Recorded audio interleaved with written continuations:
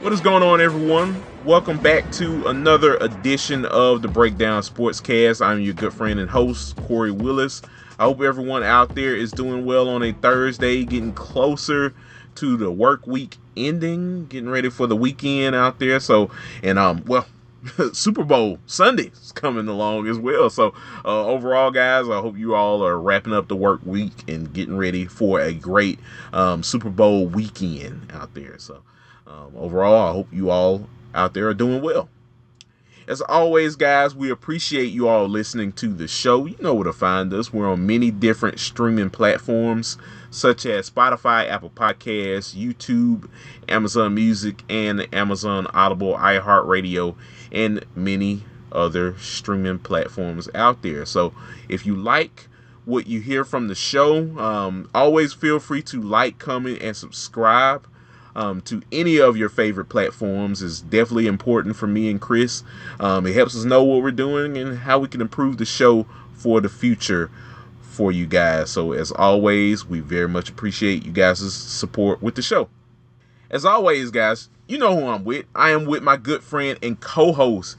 He is Chris Bolton. Chris, what's going on, my brother? Nothing much. Feeling good right now as a Warriors fan. We trying to give it one last go, with the whole Jimmy Butler trade that just broke. So didn't give up Kuminga, didn't trade Moses Moody, or as Kendrick Perkins would say, Moses Modi. He would didn't trade Brandon Pajemski. So we still got our young bulls, and we got JB. We traded Dennis Schroeder after his comments that he made, in Black History Month. So everything's all good right now. I'm doing just fine. Yeah, look, what a way to start off Black History Month with monumental trades such as, a Jimmy Butler, who's had some really good success in the league, going to San Francisco to play for the Warriors now. So, I bet you Steph Curry is Birdman hand rubbing right now. Viciously. He ain't the only one. I've been over here rubbing my hands like Birdman too. So it's everything is all good, brother. All good. Yes, sir. So yeah, man.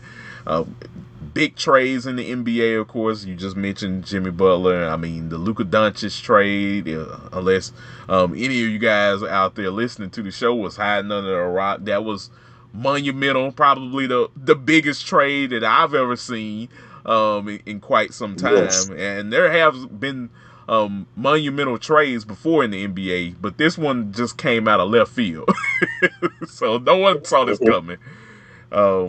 Just a crazy season in the NBA right now, Chris. So I think it's going to make for some good television once we kind of wind down and get closer and closer to the playoffs. So.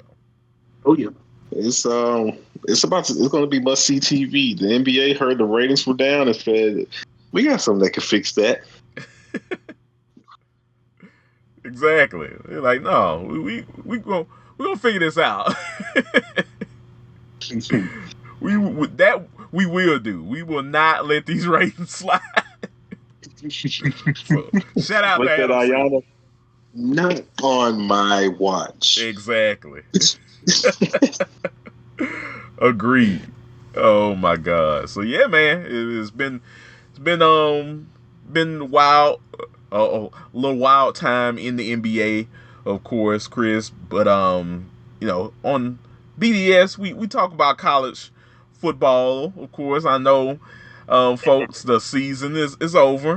We've crowned a champion and everything, but there's still news out there. There's still updates that are pivotal towards your favorite teams out there. So we just wrapped up National Signing Day as we're recording on a Wednesday night, Chris. It wasn't as much movement, of course, because National Signing Day, which we always would get up on a Wednesday in February to get ready for a big moment like this, where a lot of guys would sign to their favorite team or their soon-to-be team that was, you know, on their coattails for most of the year. A lot of these guys would always look at this time as the moment that they sign on the dotted line to go to their respective teams. Now that's been traded for the early signing period now. So we look at the early signing period as the new National Signing Day. And the old National Signing Day just doesn't feel like the way it used to. But nonetheless, Chris, this still was a big time for a lot of different college football athletes out there signing to their schools. Yeah, it was a big day for sure. And, some programs some familiar faces, familiar names continue to reel in these top classes and cement themselves as potential locks for the playoffs going forward. It's of course the usual candidates reeling in the top 5, top 10 classes, Kory. Exactly. Yeah, man. It's definitely a great time to rebuild your teams. A lot of teams out there did that. Georgia, one of your favorite teams, Chris, they definitely needed to go out there and get some more skilled players. They did that, both in the transfer portal and in the class of 2025. So, hey, teams like Georgia, Oregon, Penn State, racked up on some guys. They're preparing for a new year. So it's definitely going to be interesting to see what happens next year, because I think this 2025 season is going to be one for the ages, Chris. Don't you think? Yeah, it's definitely going to be a great one. I mean, there's a lot of question marks, a lot of things in the air. A lot of schools trying to make a resurgence. We had a Michigan fall off, and maybe they'll be right back in the mix of things this year. And the recruiting class that they brought in definitely will aid in them doing so if they do bounce back this season. So that's just one storyline. But yeah, man, it's going to be a sight to see this 2025 season, and some of the classes that were brought in, I think, will have an instant impact. Some fan bases will have to taper expectations. But I still think we'll see some teams pop back up in college football relevancy this season coming up, Kory. Nice. Hey, look, man, there's definitely gonna be some teams out there that's gonna hit that Kendrick Lamar. Like, sometimes you gotta pop out and show. you know it's gonna happen. That's what they're trying to do out there in Auburn. That's what Hugh Freeze. Hugh Freeze said sometimes he's got to pop out. That's what they try to do, man, with the class they brought in. I'm telling you, man, look, they went all in, man. And it's funny that you say that, Chris, and I appreciate you, sending this information. And Pete Nakos from On3 Sports, he does a pretty good job at kind of giving us news, of course, surrounding college football. College football quarterback battles that we're going to be seeing pretty much starting now. The classes are done. Transfer portal, has wrapped up and everything. We know some of these guys that are coming in that's going to be jockeying for starting positions. In terms of Auburn, Chris, and I think this is going to be very interesting. Jackson Arnold wrapped up his time with Oklahoma, so he's now a Tiger. He's going to be going into a quarterback. This is a 3-way triple threat battle for the quarterback world championship of Auburn. So you got Jackson Arnold, Chris, Ashton Daniels, and Deuce Knight. 3 really good quarterbacks jockeying for the number 1 spot. Look, that's going to be an interesting story all off season. It sure is. You have some guys, man, some really talented QBs. I mean, we know how highly touted Jackson Arnold was coming out of high school. Um, honestly, he didn't look good at all at Oklahoma, but if we're going to be real, Kory, everything was stacked against him. I mean, from the offensive line, we talked about it on in the offseason. We knew the offensive line was a question mark. Offensive line play was bad. He didn't have a healthy wide receiver core. The guys that were projected to be the starters, they never once played on the field together. The wide receivers were injured. So it's still a question mark, but we know the talent is there. And we know one thing, Hugh Freeze, if you are any good at quarterback, he will make you look like a really good QB if you have any talent. And so we'll see what happens with him. Deuce Knight is a highly touted 5-star prospect and somebody that, depending on how he plays this offseason, as talented as he is, and I've seen him play being from Mississippi and have kept up with him. Look, man, I wouldn't be shocked if he finds his way on the field if things don't work out with these other two. So it's what a quarterback room Auburn puts together in a matter of months, Kory. Yeah, it is. It is. And look, we can not to be remiss. Auburn was like jockeying hard to get Deuce Knight. There was a point in time they were scared. A lot of Auburn fans were scared that they were going to lose Deuce Knight to Ole Miss. You know, at this point, Ole Miss riding high off their season. They're not going to have as now about to leave from Ole Miss at the quarterback position. Jackson Dart. Yeah, Jackson Dart. He's heading to the NFL now.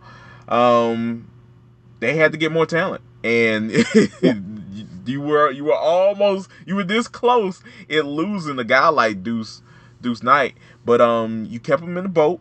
Good job. If you're Hugh Freeze, you needed that because that was just gonna bring more and more heat to that seat down there in Auburn, Alabama. So he knew the task at hand, Chris. So shout out to Hugh Freeze for that. But you're right, partner. This is a 3-way battle that can go anyway. And you got 3 top tier caliber quarterbacks that I think that can definitely contribute to this team for next year. You brought in some good talent offensively and defensively, but and you cleaned up the state of Alabama in recruiting. Yeah, you did that. So hats off to that. So I think the last piece, the biggest piece, was the quarterback position. I mean, Peyton Thorne wasn't it.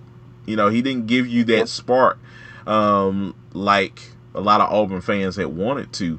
So now they're looking for someone that can actually do that at a high level. So we'll see what happens, Chris. But yeah, I think this is going to be one of the more interesting quarterback battles around the country. Is what's going to happen in Auburn. So I'm all for it. Yeah, it sure is. I mean, there's a lot of battles. We might have an influx of some young quarterbacks. I'm so curious to see how these battles play out. If some of these freshmen break through and wind up becoming the starters for some of these teams. Because Bryce Underwood, we already know how he is, Kory, and how great of a player he is. And Michigan fans, they would have took him as a starter this season, as a high school senior. Just go ahead and put him on the field now. Was what they dealt with their quarterback. Alabama, Keelan Russell might be starting. I mean, I know you bring back Ty Simpson. But Ty Simpson didn't move me when he did get his chance. A couple of seasons ago for a game. But we'll see how far he's come.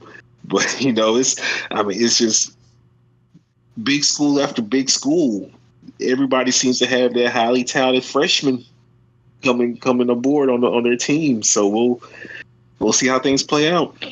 Yes, sir. We will. We will. I mean, one other person, Tavian St. Clair at Ohio Yeah, State. I think Ohio State is the team to beat for next season. I think this team, we thought this team was good this past season. I think they're going to be even more dangerous for next season. So we'll see what happens with that. yeah, yeah. St. Clair's a dog too. Man, it's a great time to be watching college football with a lot of young, talented QBs coming into their own with the opportunity to start for some blue bloods, some powerhouses. You know, Exactly. we're talking about Alabama, we're talking about Ohio State, Michigan.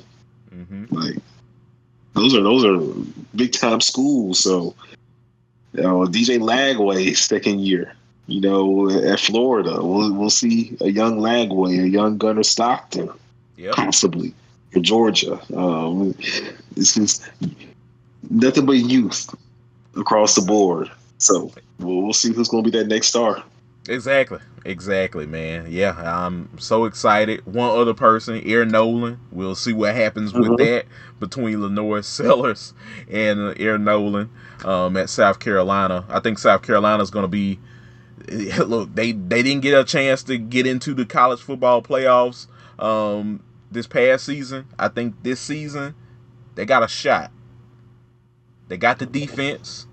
They got some players offensively for their team, some good skill players.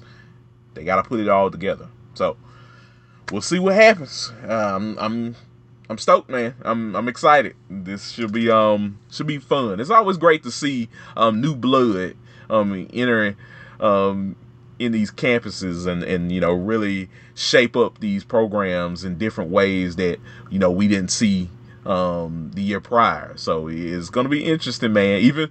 And look, I'll go ahead and say even Mississippi State. We'll see what happens with them. They were one of the worst teams in the SEC. See what happens. They got a quarterback now.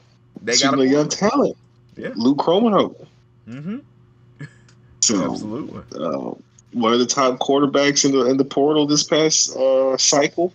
So he was. I want to say he was a 5-star coming out of high school. I want to say as well. I think he was. He was like a high 4 to the 5-star recruit in high school. So yeah, man. Another highly touted player. You put him in that system, that veer and shoot, and we'll see what happens. Yeah, absolutely. 4-star I'm looking at. Yep. Okay. Yeah, he was a 97 on 247 Sports.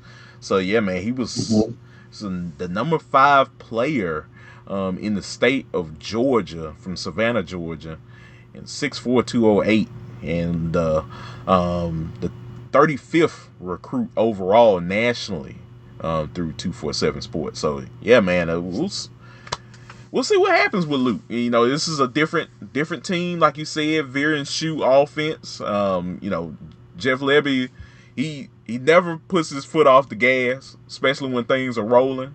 So I think one of the biggest things was him getting a capable team of actually running this offense the right way. And now I think will probably feel a little bit more confident. Still gotta see it on the field that he has his guys, that he's gonna try to grind with this team this coming year. So I'm excited. I am excited, and we'll see what happens, Chris. Should be a fun season. Sir. Yes, sir. For sure. Absolutely. Well, I think we pretty much put in everything in terms of like the transfer portal and National Signing Day together, Chris, in terms of some of the people that we're interested in seeing. The top 25 is fairly pretty much the same as what we kind of remember it from a few weeks ago.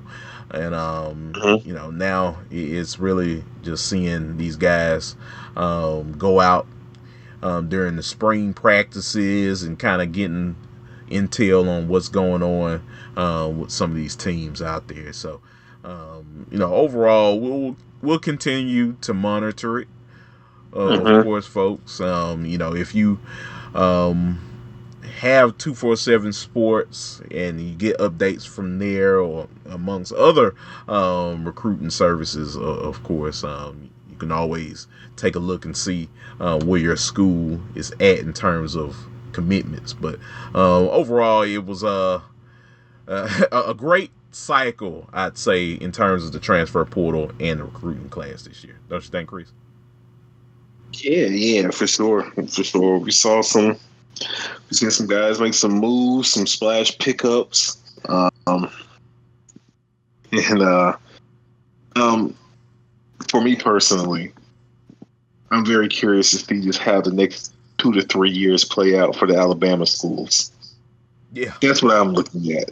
That really jumps out to me when you see the work that Auburn's done in recruiting and make some noise this year in the transfer portal.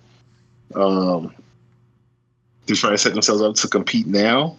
And the way they are recruiting out of high school, they're setting themselves up to compete with neck and neck with an Alabama who's still recruiting very well. Um, but I'm curious to see just can Alabama coming off a disappointing season and end to the season. What does next season look like?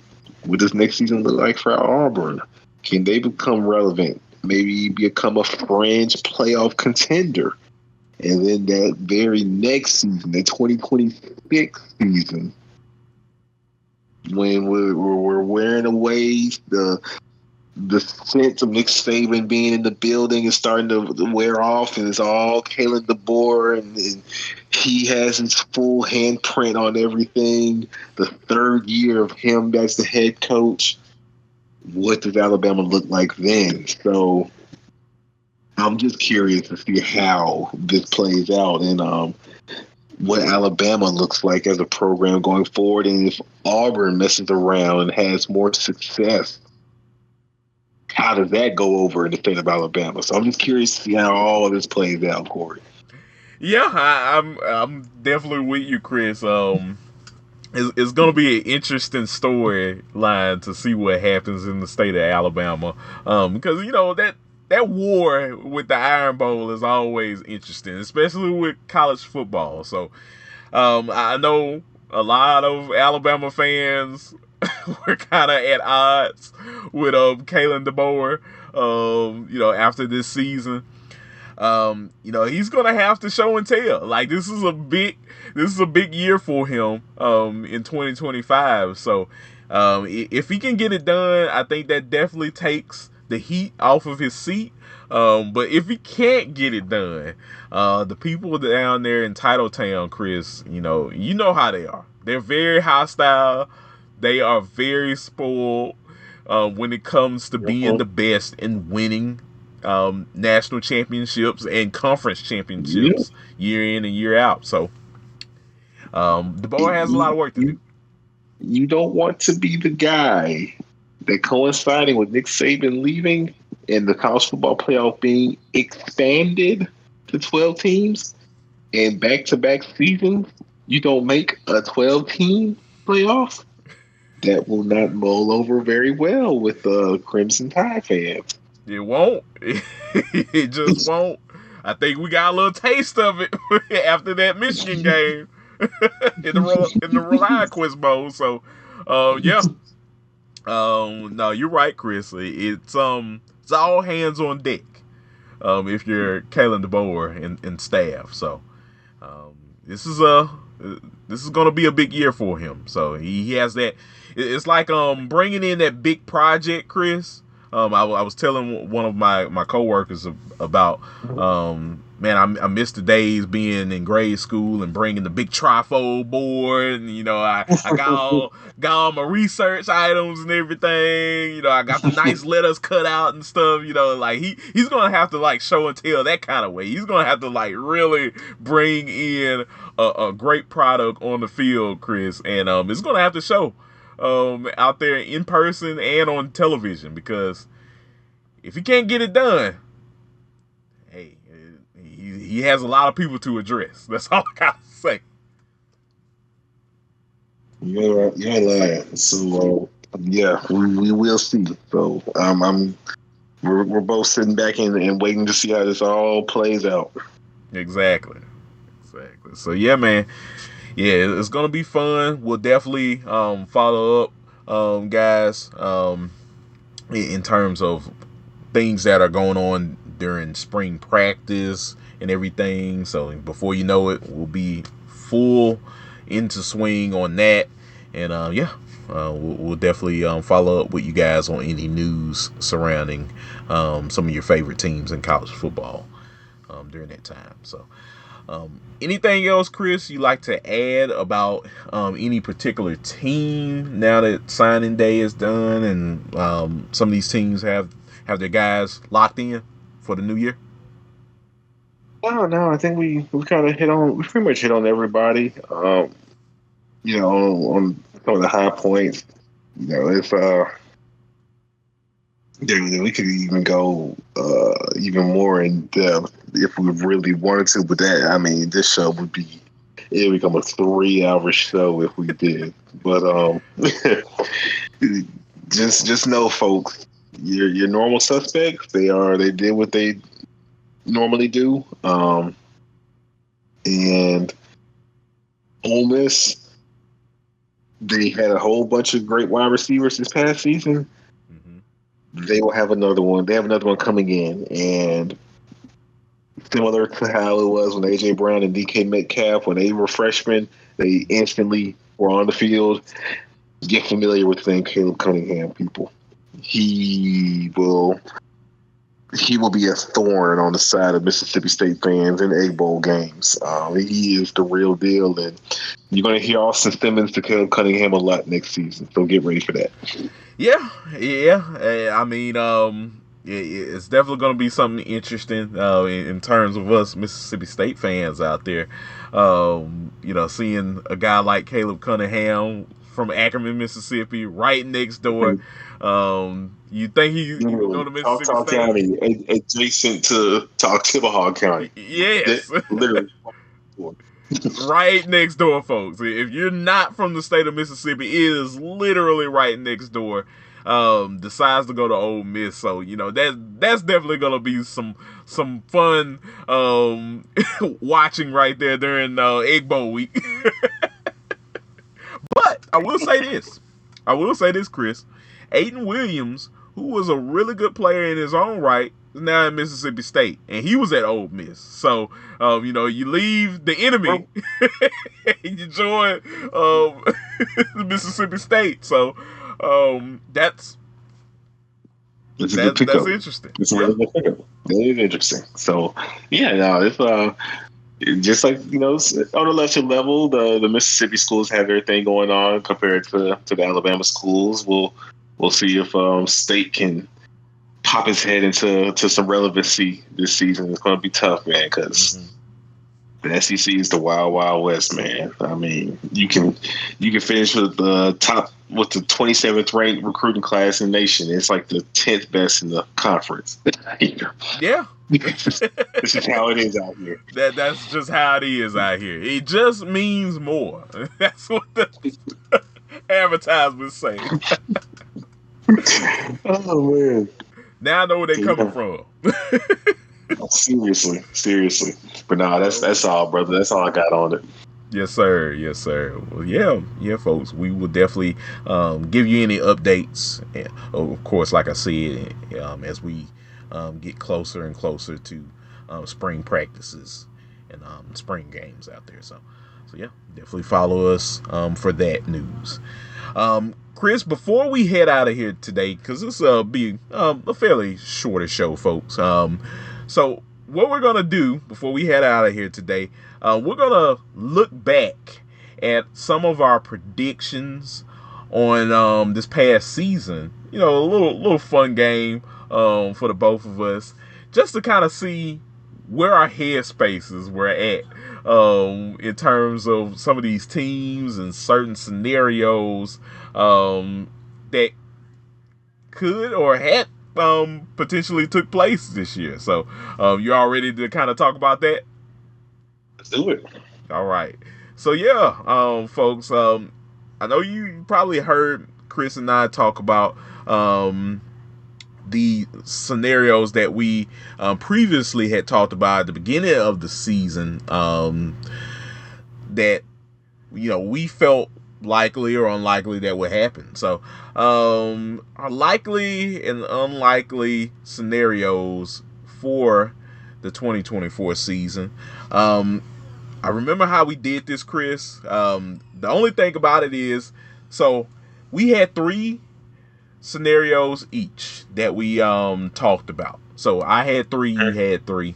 For my 3, I can't really remember. Maybe you can. You can always chime in, of course, of what you had thought about in terms of what was likely or unlikely on your end. But we can go ahead and just name them off, and maybe if it comes to you, you can definitely chime in, just like I mentioned. So I'll go ahead and start. So SMU wins the ACC. Chris, I said that was likely.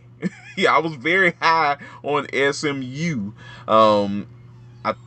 If I had to think about it, I believe you were close in saying that they were likely to win too. Yeah, what a call, my brother, on SMU. I mean, SMU did the thing this year. They showed out. They did. I look. They literally did. Look, man. I think both of us were kind of spot on in terms of seeing what SMU was capable of heading into the ACC, and they, like you said, they did it. They ran into Clemson, and Clemson took advantage at the end, but they really fought back. They had an opportunity to still win that ball game. They just came up short. but yeah, I had to go likely with it just because of what they did the prior year, and they looked real good then. So coming into this past year, both of us was like, hey, they got an opportunity to do this thing if all the stars align, and they were very close. So I have to still pat myself on the back. You can too, Chris, just because this was a good team this year. No, definitely, for sure. Mm-hmm. So it's going to be interesting to see what SMU does next season. I mean, they got that first year in the ACC under their belt now. What can they do in year 2? So we'll definitely see what happens with SMU moving forward. So my next scenario, Chris, Nico Iamaleava wins the Heisman and gets a spot in the CFP. I was half right. I was half right. Yeah, that's Nico let us down, but Tennessee, they did make the playoff though. They did make the playoff. They did. It was by process of elimination, but they made it in. They squeezed in by the hairs of their chin. Yes. So we'll see if they can make it in a little more soundly this next season. And if Nico, some of that pressure probably off him, all the expectations coming into the season last year after the bowl game, maybe got a year under his belt, got some reps. The game maybe slows down a little bit for him. We'll see what kind of season he has. Because I'm not selling my Nico stock. I'm still, I might, matter of fact, Kory, I might double down on my Nico stock. I might buy some more. Hey, look, he's one of the most dynamic when he's playing on 10. He's one of the most dynamic quarterbacks out there in the country so far that we know of. We'll see who's the next big star that emerges for next season. But I think he definitely has a very high ceiling. Potentially, he can break that ceiling. He just needs some more reps, and I think this offseason will be beneficial for Nico if he wants to actually get an opportunity to be selected for the Heisman in New York. And I think he has the tools to do that. So I'm with you, brother. I think we can't sleep on Nico after this season. I know it didn't look that great, Tennessee fans, towards the end, but don't sleep on Nico, because I think he definitely has a lot left in the tank. Agreed. Mm-hmm. So yeah, man. But yeah, I think that's funny. I was half right on that, and wrong on the other end. So yeah, that's what makes this funny and fun. So yeah, man. So we have that. My last scenario before we move on to your scenarios. Nebraska. I think Nico. Actually, I think that one might have been mine, because I think you had the Mississippi State one. You think so? Mississippi State. Okay. I think he had Mississippi State wins by winning 6 games or more this season. Okay. Well, I do vividly remember, in looking back at this, that I chimed in, and both of us chimed in on the last 3, and kind of gave our takes on it. My apologies, folks, that I didn't get Chris's input on the first one. So no. But yeah, the next one, the Nebraska makes the top 5 in the Big Ten. Good season for Nebraska, wasn't it? Pretty good season, solid season. Yeah, they had some games where they showed up and showed out. I vividly remember the Colorado game. That was an interesting evening. That was the moment for me where I was like, is Nebraska them dudes out there? like that was the game that had me thinking, Chris, I'm like, hey, they could potentially run roughshod in the Big Ten. Yeah, they had us for a moment. They had the wheels. They had us in the first half. They did, especially with how it's crazy how their season and Colorado's season just flipped on its head entirely. Yes. Both seasons took a 180. Colorado almost made a playoff, and Nebraska wasn't near the playoff though. No, not at all. And yeah, man, like that game made me want to watch more Nebraska games at that point. And I mean, we all know about, Dylan Raiola, baby Mahomes out there. Died Mahomes. Died Mahomes. Oh my gosh. Timu Mahomes. Ian Mahomes. Oh man. But yeah, man, it's like, hey, he was definitely riding high for the first couple weeks. I was like, hey, this dude, he may be showing. He may know something we don't. Matt Rule may know something we don't right now.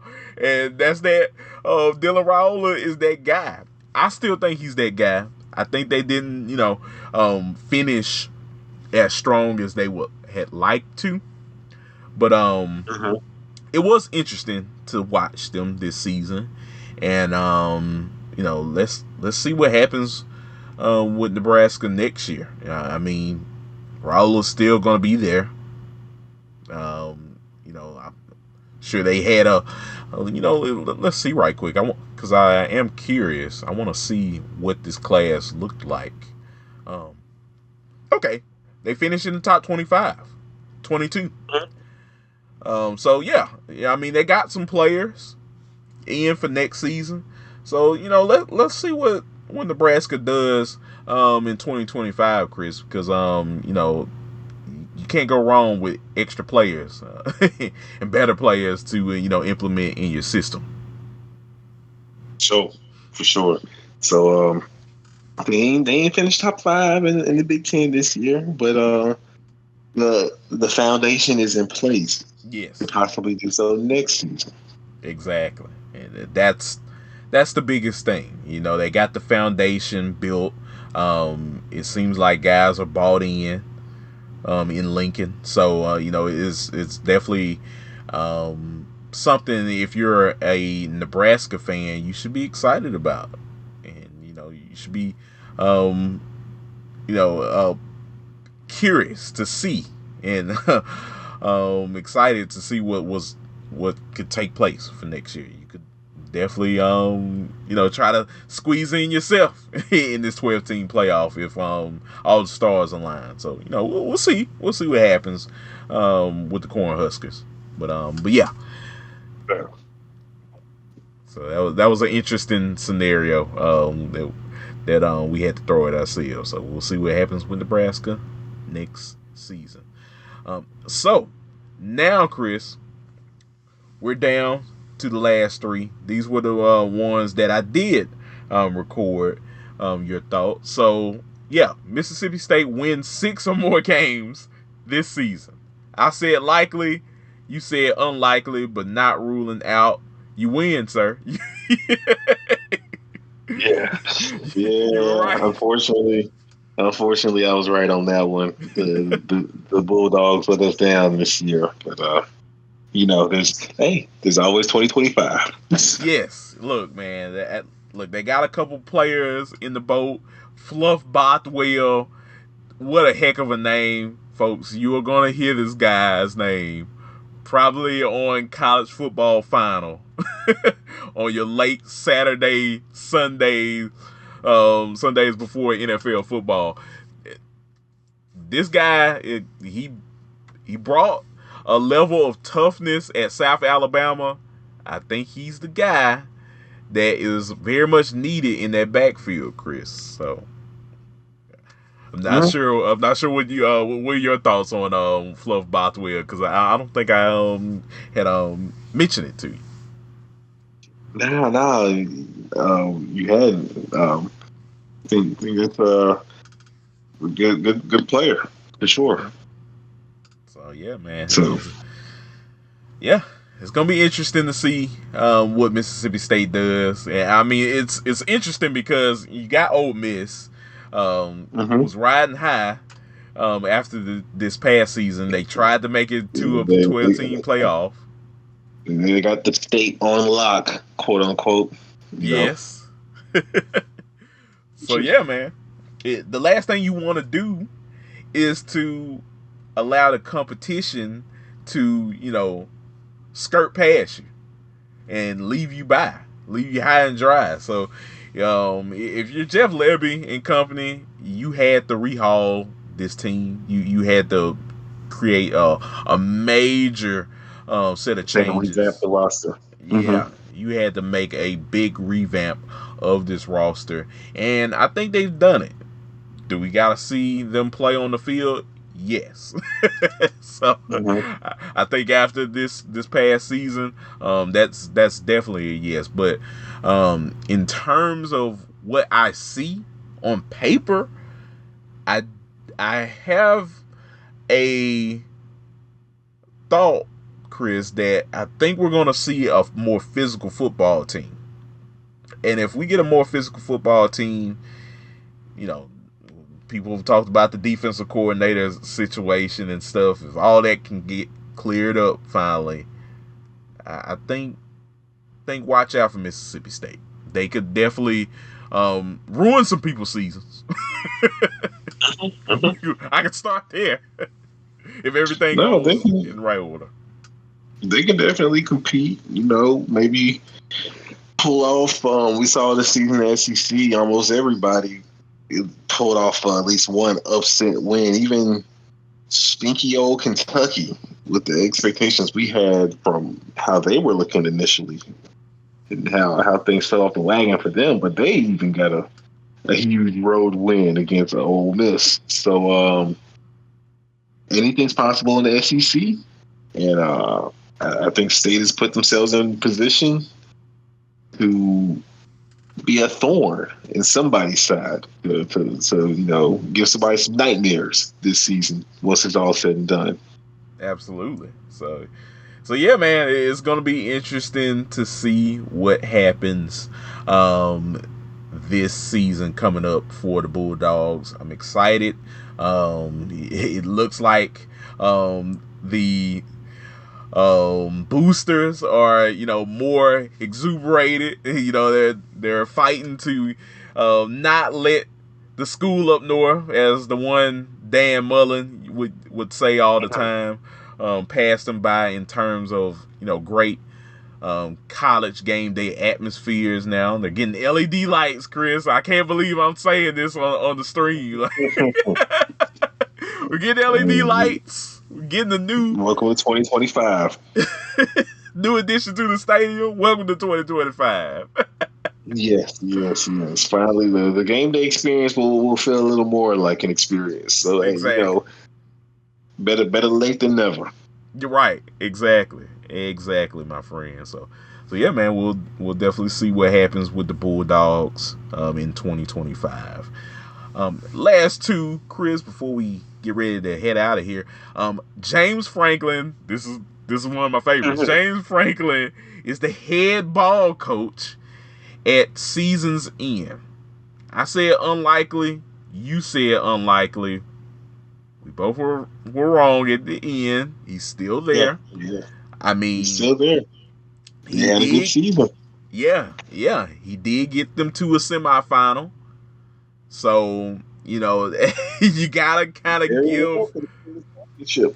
Yeah, exactly. So they were close at making it to a national championship and potentially playing against Ohio State again for the second time, Chris. And I can understand if you're a Penn State fan, you watch that Ohio State debacle, and that left a sour taste in your mouth. It probably still leaves a sour taste in your mouth. But, at the end of the day, you still made a big accomplishment by getting into a college football playoff, a 12-team college football playoff. Be happy for that, Yeah, James, look, man, we make him the butt of a lot of jokes, but he did his thing with his team and leading them as far as they went. I'm sure they would have liked to have, gone another step further. But we can't take away the accomplishments from this season, and he's definitely still the head coach. They didn't miss the playoff. They didn't lose any games they had no business losing to lesser opponents this season. So, hey, credit to James Franklin. Mm-hmm. Exactly. So yeah, shout out to James Franklin. He survived another year. It's mainly just because we've seen for the last couple of years on how hot and warm his seat has been, year in and year out, Chris. And I think that this was the best year that we've seen his team take that next step, and for him to take that next step. So he has to win those big games still. That's one of the Achilles heel. So overall, we'll see what happens with James Franklin at Penn State coming up this season. So yeah, and the final one, Chris. This is also my favorite. This is probably my favorite right here. Texas A&M beats Texas. I said likely. You said likely. We both were wrong. Didn't happen. It didn't happen. Texas, was a really good team this year. They had opportunity themselves to make it to a national championship. Was just a few plays short. And hey, It was a interesting year for Texas A&M, an interesting year for Texas. We're going to see what happens with Mike Elko heading into 2025. I want to see what he does to this team to make it a lot better offensively, especially offensively. I think defense, him being the defensive coach, it just proves that he has that taken care of, and I think he's gonna have it taken care of with more talent at the helm. But I want to see what he does in terms of making sure this offense is at their best, at the best position that they possibly can be. So Yeah. You bring back a star like Marcel Reed and what he can do with his arm and his legs, and the defense will be on point. They couldn't make it happen this season at home and on Kyle Field against Texas, but we'll see what the future holds. But yeah, it's gonna be tough because honestly, Kory, this might have been the season to get Texas. It's actually going to continue to be just a problem for everybody next season. Arch Manning stepping into the starting role. The recruiting, the way Texas has been recruiting, you bring in the top recruiting class in the nation. Somebody big will hit the portal this offseason during spring, and I'm telling you, Texas will be right there to get what, there's going to be a few guys of high marquee guys that will pop in the portal at some point. Texas will nab one of them. So, yeah, good luck, everybody. A&M, it's going to be tough, but more power to you. Yeah, absolutely, man. Hey, look, they have, and I'm looking at their at their recruiting class for this year. 4 5-star recruits. 3 of them are from the state of Texas. So I think they got something cooking. They got something brewing in Austin, Chris. So it's going to be interesting to see what happens next year. Sark, he got offers to leave Texas to go to the NFL, turned them down. He knows what he has coming in. He knows he has Arch Manning at the helm and all of this great talent. Khalid Lockett is going to be a dog out there at the receiver position. And, Jonah Williams, Cade Phillips at the safety positions. This defense is going to be stout. It's going to be scary, spooky, hilarious. All of that. Yeah, man. It's not guaranteed that those guys they will see the field, but how much that they see the field? Because Texas is loaded. They're loaded. Yeah. This is another year of just 4-star, 5-star recruits. I mean, you brought in 4 or 5 stars the previous recruiting cycle. I mean, it's just a year after year thing. So, yeah. Oh boy. I mean, just Starch just has his pick of the litter on his roster of who he wants to put out there on the field because they got dogs left and right. Mm-hmm. Absolutely, man. So yeah, just a great class indeed. I ain't even mentioned Jamie French at the receiver position too. And Michael Terry too. Yeah. Like we can go on and on and on about this class. Just a heck of a recruiting class that Texas has, and A&M also has a pretty good class as well. So it's going to be interesting to see how Texas A&M kind of gets everything figured out as well. So yeah, man, we're going to see what happens with both of these teams, and yeah, it's going to be definitely fun to watch this game next season coming up. So hey, I'm gonna be all for it. So Yes, sir. Sir. Yes, sir. Well, Chris, is there anything else you like to add about any of our likely or unlikely scenarios? Anything interesting of note that you kind of had in mind after this season ended? No, sir. Just was a great season. And we'll continue to keep our eyes peeled on how everything the offseason continues to play out, and we'll have some more segments for you guys. Keep things, everything spicy.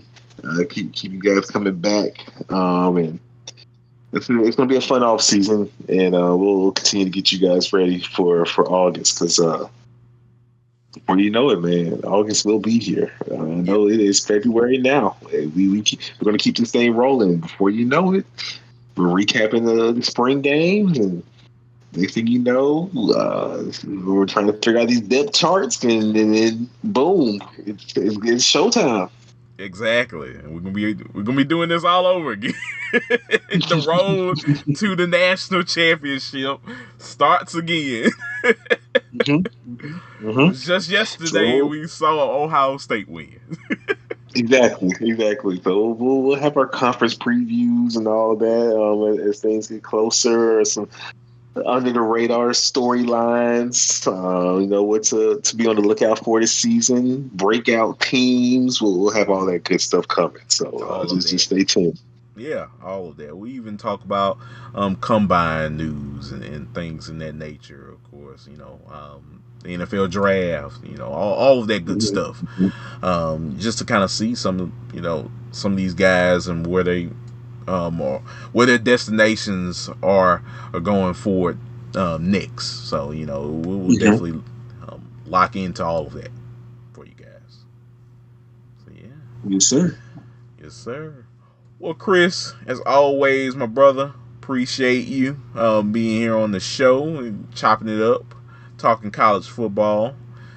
Before we get you out of here, outros. Let the good people know they can find you on social media. Yes, sir. You can holler at me on X at Chris_Bolton_12 and on Instagram Chris.Bolton_. Holler at your boy.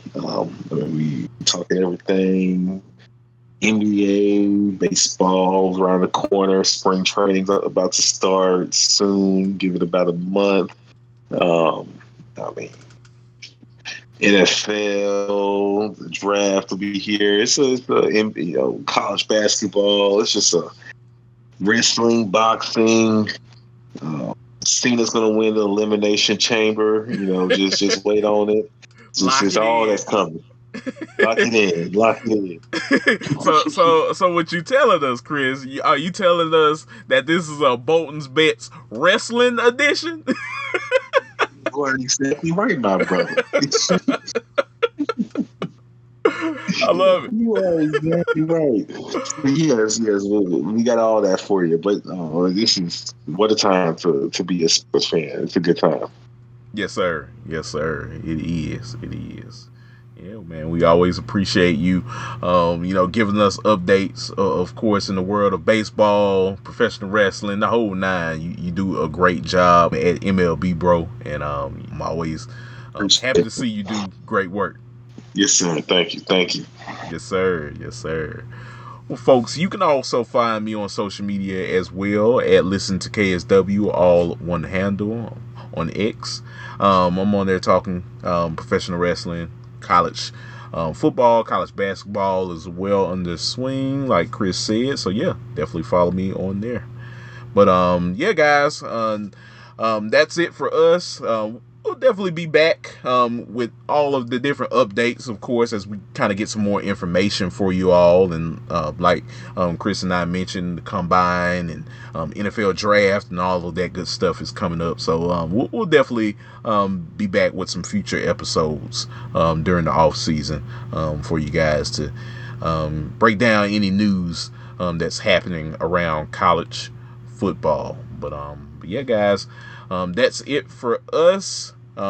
if you want to follow the show, feel free to like, comment, and subscribe. It's definitely important for us. It helps us know what we're doing and how we can improve the show for the future for you guys. But until next time, I'm Kory Willis. He's Chris Bolton. You are listening to the Breakdown Sportscast. We will chat with y'all later on. Peace.